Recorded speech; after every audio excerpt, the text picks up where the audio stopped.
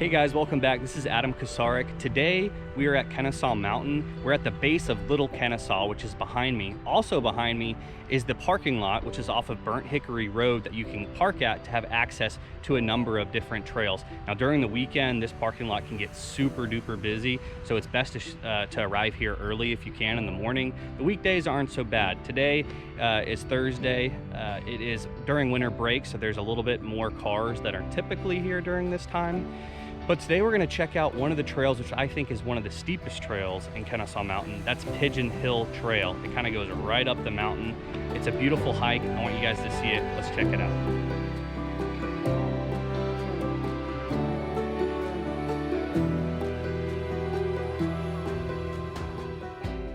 So this particular trail is only about a 6-minute drive from the Marietta Square itself and about 27 minutes from the heart of Atlanta. And all that, of course, is dependent on traffic. So we're starting to head up here. So being born and raised in Cobb County, I used to run all over the trails in Kennesaw Mountain. This particular hill, the first part of the trail, Pigeon Hill Trail, I don't know what the grade is, but it's so steep. I've always used it as sort of a barometer of my fitness level. I feel like, you know, depending on how out of breath you are going up is how fit you are. So I'm actually feeling pretty good right now. Of course, it's harder to talk as you climb, but if you're able to carry on a conversation as you're walking up this hill, you're in pretty good shape because it is steep. Kennesaw Mountain consists of almost 3,000 acres of land altogether, and that stretches into Kennesaw and also parts of Marietta. And the trails themselves aren't confined just to the mountain. They spread out, and there's a lot of different interesting trails that you can take that are flat and not necessarily on the mountain itself. Every time I hike this part of the trail, it always reminds me of what they call the wave out in Arizona, where wind and rain has sort of eroded the sandstone there. And in this case, it's granite that's been eroded.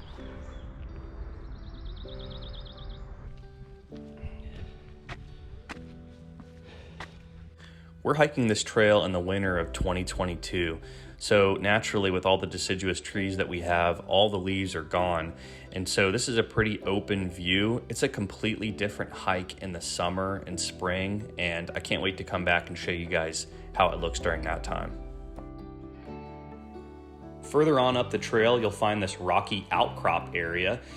And this is probably my kids' favorite part of the trail because it consists of all these little rocks that they can jump from one to the next, play hide and seek, and just in general run around and have fun on. There's also some bigger rocks that you can climb to the top of and get a really cool vantage point of the surrounding areas and what left of the mountain you have left to hike.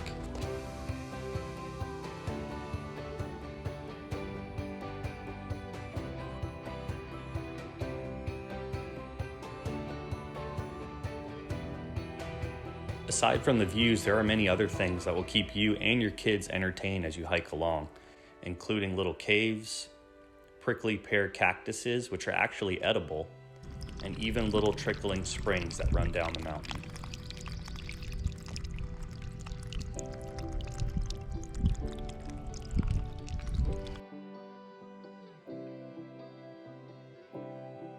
The trail consists of one main switchback, which introduces you to a little set of stone stairs that takes you still higher up into the mountain.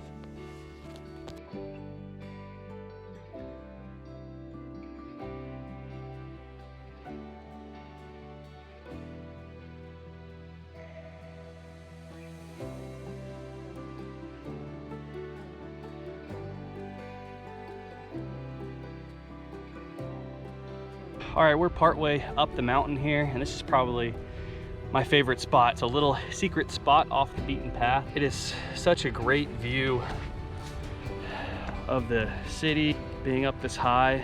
It's just awesome. I love coming up here and having picnics, bring the kids up here. It's great exercise, and it's just, you got a little built-in seats here, and you can just look out at beautiful Georgia and Cobb County.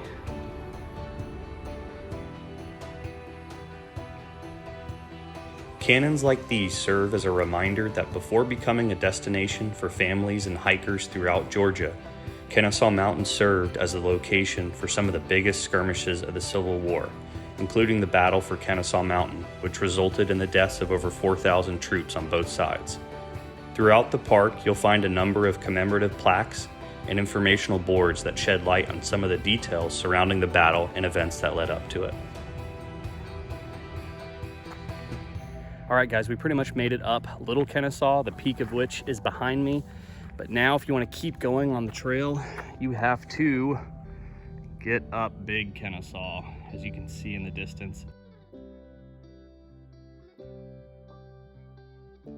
As you approach the peak, a road bisects the trail and provides an alternative way to see the top of the mountain.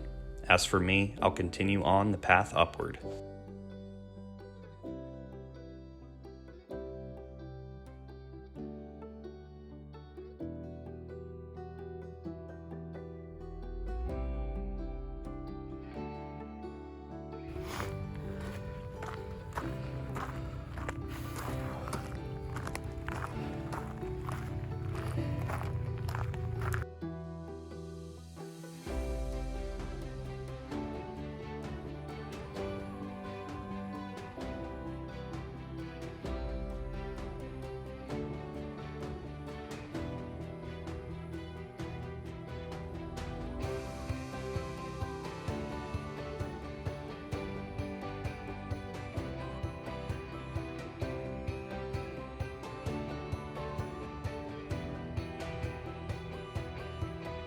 All right, guys, we just made it up to the top of Big Kennesaw. This might be what you look like if you make it up here. It is definitely a tough climb, especially going from Little Kennesaw to Big. There is a big difference in height there, in altitude, but it is so cool when you get up here. The views are amazing, and there's lots of space to kind of spread out, take pictures, and just kind of soak it all in. Since this is such a heavily used trail, at the top of the mountain, you will almost always find a group of people walking around or having a picnic. Whether they walked or rode, everyone shares in the spanning views of Georgia in all directions.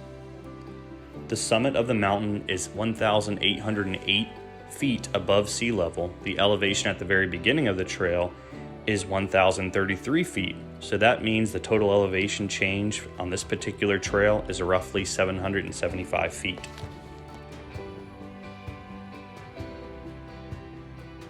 Looking out in a southeast direction, you can just make out the buildings of Buckhead and of Atlanta.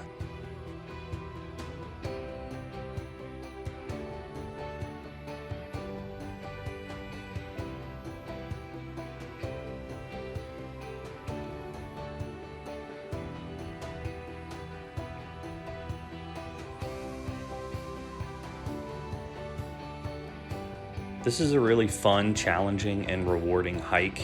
I think as far as difficulty goes, I would rate it closer to the strenuous side of things. It was a pretty challenging hike. I definitely set some fitness records on my journey up and down the mountain.